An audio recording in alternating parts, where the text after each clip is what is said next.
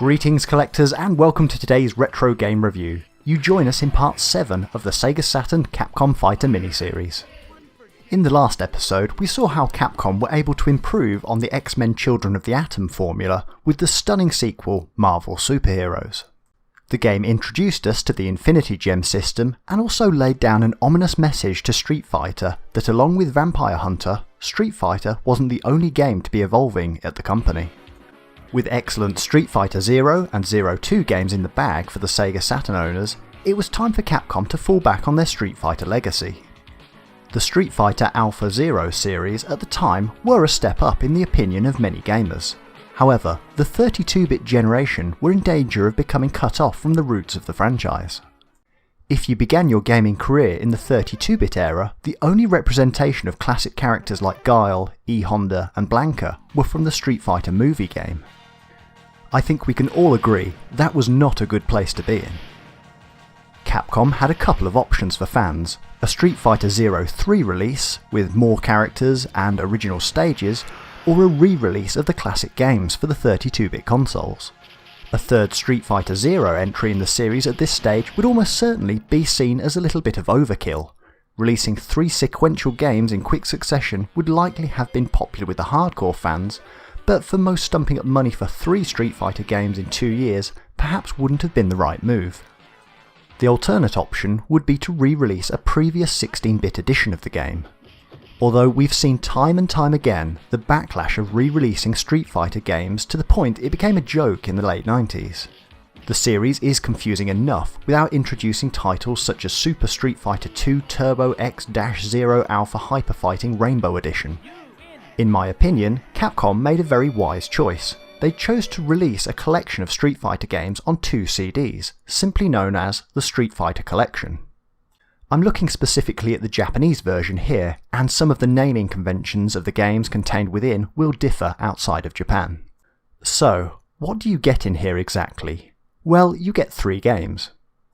On Disc 1, arcade ports of Super Street Fighter 2 The New Challengers and Super Street Fighter 2 Turbo, also known as Street Fighter 2 X Grandmaster Challenge. On Disc 2, we find Street Fighter 02 Dash. For those outside of Japan, the game is known as Street Fighter Alpha 2 Gold. Essentially, it's the definitive edition of the arcade edition of Street Fighter 02. Let's start with Super Street Fighter 2 though. Out of the box, you get all 16 playable characters from the arcade, plus the option of unlocking other characters. I have to say that the game looks great, and as far as I can tell, this looks to be a direct port from the arcade hardware. Everything here is well animated, the sounds are crisp, and I'd be quite content if this was the only game in the collection. One feature the game does omit though is the turbo settings, which are now a staple of Capcom fighting games. This is why the disc also contains Super Street Fighter 2 Turbo Edition. Again, the game features the default 16 characters plus unlockables such as Akuma or Goki in the Japanese edition. There's even unlockable outfits if you prefer the classic Street Fighter look. This time around, there's a bit more content thrown in and is technically the better game. The main draw obviously being able to now select up to 4 turbo speeds. The games are very similar. I actually prefer the menus in Super Street Fighter 2, but the added content of Super Street Fighter 2 Turbo makes it the obvious choice for most. All in all though, pick your favourite and have some fun. Right, on to Disc 2. Street Fighter Alpha 2 Gold outside of Japan, Street Fighter 02 Dash in Japan. For this review, I'll just be referring it to Dash, as I'm aware that I've said Street Fighter about 50 times now. Perhaps a drinking game is in order, a shot for every time you hear the word Street Fighter, and a pint for every fireball. You may remember from my recent Street Fighter 02 review, I very much enjoy this entry in the series.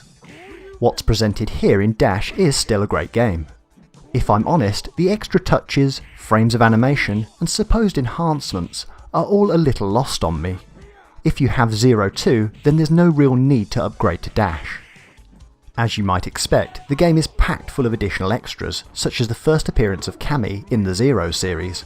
However, she's only available as an unlockable character. In the Japanese edition, select Vega and beat the game, and ensure that you play well enough to gain the top score on the rankings. Once you've completed the game by taking down Ryu, enter your name as CAM. Now, when you re-enter to play, highlight Vega and press the start button until Cammy becomes available. No longer in her traditional green, this is a model of Cammy we would see again on the Sega console. More of this in the next episode though. From there, you'll be able to play as Cammy and pull off all of those great combos. There's also another good reason as to why Capcom would want you to unlock Cammy, and that's because it means you have to complete the game as Vega, or Bison outside of Japan. Completing the game as Vega means you get to see an important plot point of the series, the creation of Evil Ryu. Essentially a souped up version of the regular Ryu, but has more in common with the Goki Akuma character. This is emphasised by the additional Goki mode on the disc. Select this option to face off against Goki. Be warned though, he really packs a punch and is exactly the type of challenge you need if you're a long-term fan of the series. It also pushes the narrative forward for the series. We're in 1997 and the story of the evil versions of characters is now established and now slotted much more definitively into the existing Vega Ryu storyline. This was then expanded in several animes. It's worth drawing a conclusion at this point that the Street Fighter collection will keep you happy as a game collection. 2 great Super Street Fighter 2 variants and also the definitive edition of 02. However, for Street Fighter collectors, the release actually raises a few questions. In a logical world, you would want to release all the previous back catalogue in a meaningful sequential order. Here is roughly how the Street Fighter 2 universe looked at the end of 1996. I've distilled this down into the major arcade and home releases, although the eagle-eyed of you will notice that variants such as the Rainbow Edition have been removed for my own sanity. Essentially, you have the standard Street Fighter 2 games, followed by the Super and Turbo editions, ending in the Tournament editions. The Street Fighter collection includes the Super edition and its Turbo equivalent. This misses out many of the earlier releases. The collection also includes 02 Dash, which is an odd place to start. Why not start at 01? The answer to this is to perhaps spread the appeal of the games to gamers. The games selected are certainly great, it's just that as a collection it's neither one thing or another, and certainly far from complete. This would be remedied somewhat by the Capcom Generations 5 disc containing Street Fighter 2 The World Warrior, the original Street Fighter 2, Street Fighter 2 Championship Edition, Street Fighter 2 Dash in Japan, and Street Fighter 2 Turbo Hyper Fighting, Street Fighter 2 Dash Turbo in Japan. This is all a bit academic now anyway, as later generations have plugged all of the major gaps. Later series such as 3, 4, 5, as well as various special editions and regional differences would muddy the waters to the point where a full review is near impossible. What I can say though is that the Saturn collection is excellent. It's got a little bit of old school and a good dose of the modern, making it the go-to purchase if you were standing in front of the game shelf in 1997. Things were about to shift direction again though for Capcom. We touched on the idea of a Capcom universe unification in the previous episode. This idea was about to get kicked off its hinges by late 1997 in perhaps the most important Capcom fighting game of the 32-bit era. It was time that 2 worlds collided, as the first Capcom crossover game was released, X-Men vs Street Fighter. A game so large it was even supplied with its own 4MB memory cartridge.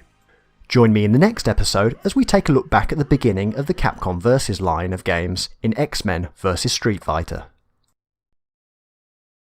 This is X-Men vs Street Fighter!